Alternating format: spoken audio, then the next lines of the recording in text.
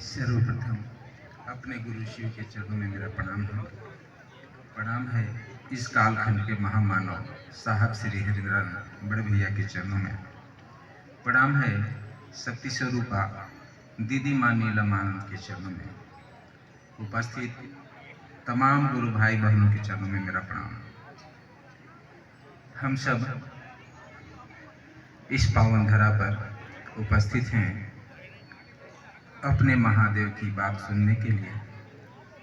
बहुत ही सौभाग्य की बात है कि हम सब शिव को अपना गुरु बनाने के लिए संकल्प लिए और उस संकल्प के माध्यम से मेरे शिव गुरु हो जाए, यह बात को दिन रात सोचते रहते हैं और नमन करते रहते हैं।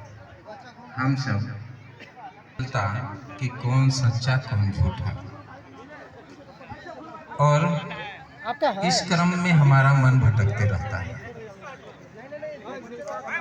जीवन में गुरु भी बना चुके हैं अध्यात्म साहब श्री हरिंद्रानंद, इस कालखंड के महामानव, जिन्होंने उस भगवान शिव को, जो भगवान के रूप में ऊंचाइयों पर अवस्थित हैं, उनको शिष्य भाव में धरातल पर उन्होंने उतारा, दिल में उन्होंने उतारा और उन्होंने बताया कि जब आप मन से गुरु शिव को याद करते हैं तो आपके समक्ष आते हैं और ज्ञान का परिमार्जन करते हैं। ज्ञानदाता महादेव उनको कहा गया है।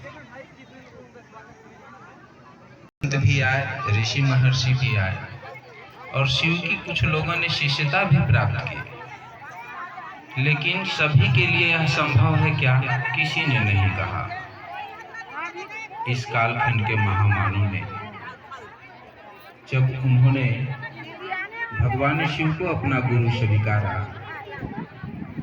सारे संकेताओं से अलग हटकर उन्होंने सोचा कि अगर गुरु ही बनाना है आध्यात्मिक जीवन में तो भगवान को चुनें। और भगवान में महादेव को सबसे बड़ा समझते हैं, इसीलिए महादेव कहते हैं। वही महादेव मेरे भी। जिस किसी भी देवी देवता को भी कभी संकट आया है तो महादेव से सहारा लेने पड़ते हैं। वह महादेव को पुकारे हैं और वहीं से उनका समस्या का समाधान हुआ। हम मानव हैं, हमारा जीवन भी भटक रहा है। कई तरह के संकेतों, तरह तरह की बाधाएं उत्पन्न होती हैं और मन भटकता है तो कहीं भी इस तलाश में दौड़ जाते हैं कि अब कहां पर इसका समाधान हो। यह आसान सा तीन सूत्र जो गुरु शिव के माध्यम से मिला शिष्य को। साहब हरिंद्रानंद जब शिष्य बने, उनको अनुभूति हुई, नमः शिवाय मंत्र आया, सांस अंदर प्रवेश हुआ तो नमः आया, सांस बाहर निकला तो शिवाय। और उन्होंने इस क्रम को करना शुरू किया।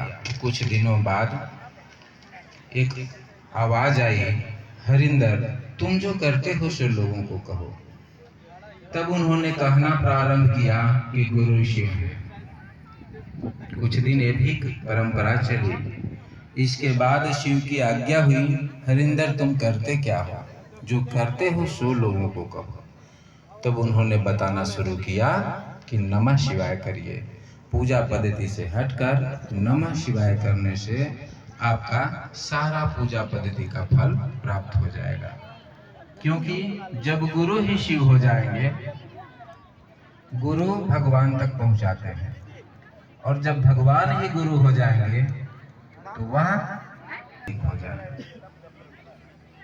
हम लोग नाम का घोषणा करते हैं। जब नाम का घोषणा करते हैं तो वह भी शिव की इच्छा से ही आया था। साहब ने कहा कि लोगों को कष्ट हो रहा है और शिव की शिष्यता ग्रहण करने के बाद भी हो रहा है कि शिव आज से गुरु हैं, ये व्यक्ति शिव का शिष्य है। अब इनका रक्षा आप सभी का दायित्व हो जाता है, क्योंकि शिव के समक्ष जो पहुंच जाता है सारे देवी देवता उनका सहयोगी हो जाते हैं। शिव अगर अपने हो गए तो सब देवी देवता आपको सहयोग करेंगे, अपने हो गए। और बाकी अगर आप पूजा करते हैं तो किसी एक देवता को करिएगा तो एक ही प्रसन्न